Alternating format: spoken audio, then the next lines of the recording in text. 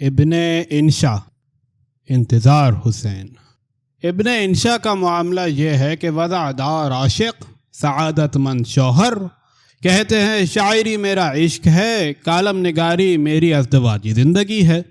میں نے کہا مگر ابن انشا، پبلک میں تو تم شوہر کی حیثیت سے رسوا ہو، تمہاری عاشقی کا فسانہ تو پس منظر میں چلا گیا۔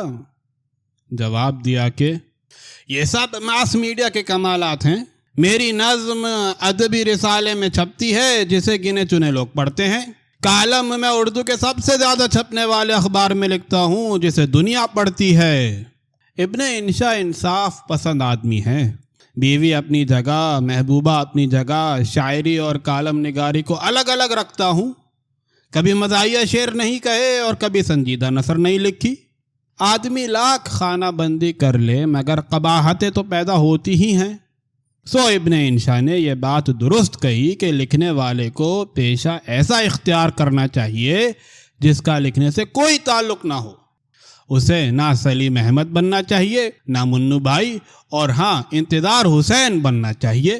ابن انشا نے مجھے یاد دلایا کہ تمہیں یاد ہے میں اور تم اخبار میں ایک ہی دن بھرتی ہوئے تھے۔ میں نے وہ مبارک یا نامبارک دن یاد کیا اور سوچا کہ خیر ہم تو اس پیشے میں آ کر اس پیشے کے ہو لیے، مگر ابن انشا پر کیا افتاد پڑی تھی کہ وہ اس پیشے سے نکل کر بھی اس پیشے سے چپکے چلے آتے ہیں۔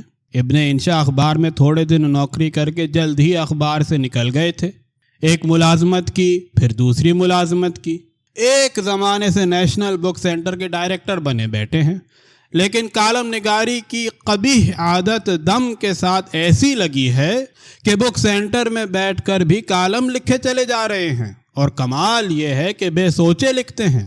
ابن انشا اصل میں سوچنے دوچنے کے قائل ہی نہیں، کہتے ہیں کہ کالم لکھنے سے پہلے میرے ذہن میں کچھ نہیں ہوتا، جب قلم کاغذ کو چھوتا ہے تو بس کرنٹ پکڑ لیتا ہے اور لکھتا چلا جاتا ہے۔ ابن انشا نے بے سوچے لکھا ہے اور کیا خوب لکھا ہے۔ ظالم نے ایسا اسلوب بنایا ہے اور ایسی زبان لکھی ہے کہ اب ہم اسے خالی خولی صحافی کہہ کر نہیں ٹال سکتے۔ صاحب اسلوب نثر نگار مانے بنا چارہ نہیں۔ میں نے تھوڑا سا کریدا کہ آخر تم نے کہاں کہاں سے رنگ چرا کر اپنی نثر کا رنگ بنایا ہے۔ فسانہ آزاد کا ذکر کیا، کہا کہ میں تم سے راز کی بات کہتا ہوں کہ میں نے فسانہ آزاد پورا نہیں پڑھا۔ میں نے کہا کہ استاد ہاتھ ملاؤ، ہمارا بھی یہی حال ہے، یار سمجھتے ہیں کہ ہم نے وہاں سے بہت فیض حاصل کیا ہے، ہم دونوں نے مل کر طے کیا کہ یہ راز کسی سے کہیں گے نہیں، مگر اخبار نویسی کا برا ہو آدمی یہاں کوئی بات چھپا کر نہیں رکھ سکتا۔ خیر، ابن انشا نے مولانا محمد حسین آزاد کے قصص ہند بہت دل لگا کر پڑھی ہے، اپنے گاؤں کے پادری صاحب سے متی اور یوحنا کی انجیلیں بہت سنی ہیں، اور گھر میں ہلدی چونا جن پوڑیوں میں بند کر آتا تھا ان پوڑیوں کے کاغذات پر لکھی ہوئی عبارتوں کا عمیق مطالعہ کیا ہے۔ تب کہیں جا کر ابن انشا کی نثر میں یہ نکھار آیا ہے۔ میں ابن انشا کی کالم نگاری اور نثر نگاری کا ذکر کیے چلا جا رہا ہوں، حالانکہ وہ غریب اولاً تو شاعر ہے، اولاً اس لیے کہنا پڑا کہ بعض نثر نگاروں کو بھی شعر کہنے کا لپکا پڑ جاتا ہے۔ جیسا بھی کہیں مگر بقول انشا، یار میں ممتاز حسین جیسا شاعر تو نہیں ہوں، شاعر ہوں۔ اور واقعہ یہ ہے کہ ابن انشا کی شاعری ابن انشا کی شاعری ہے، پروفیسر ممتاز حسین کی شاعری نہیں ہے۔ پروفیسری تو ابن انشا کے یہاں دور دور نہیں ہے، نہ نظم میں، نہ نثر میں، نہ بات چیت میں۔ ان کا کہنا ہے کہ میں فقیہوں، فلسفیوں اور فریسیوں سے بہت ڈرتا ہوں۔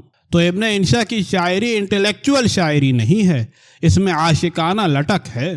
ویسے ترقی پسند تحریک کے زمانے میں ترقی پسندی کا بھی چسکا رہا ہے۔ اس عصر میں بغداد کی ایک رات اور شنگھائی جیسی نظمیں لکھی جنہوں نے بہت قبولیت حاصل کی۔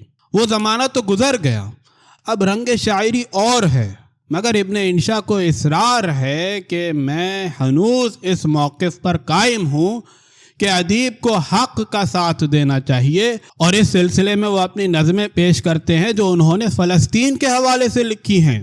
بغداد کی ایک رات سے مجھے یاد آتا ہے کہ ابن انشا شروع ہی سے الف لیلا کے گرویدہ چلے آتے ہیں۔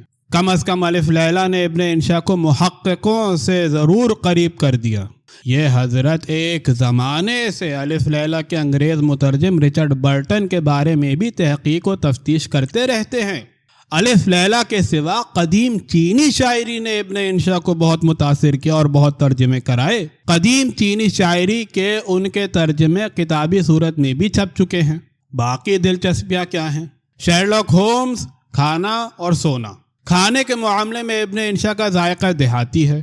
کہتے ہیں کہ جس طرح جاہل اپنی جہالت میں خوش ہوتا ہے، میں اپنے دیہاتی مذاق میں خوش ہوں۔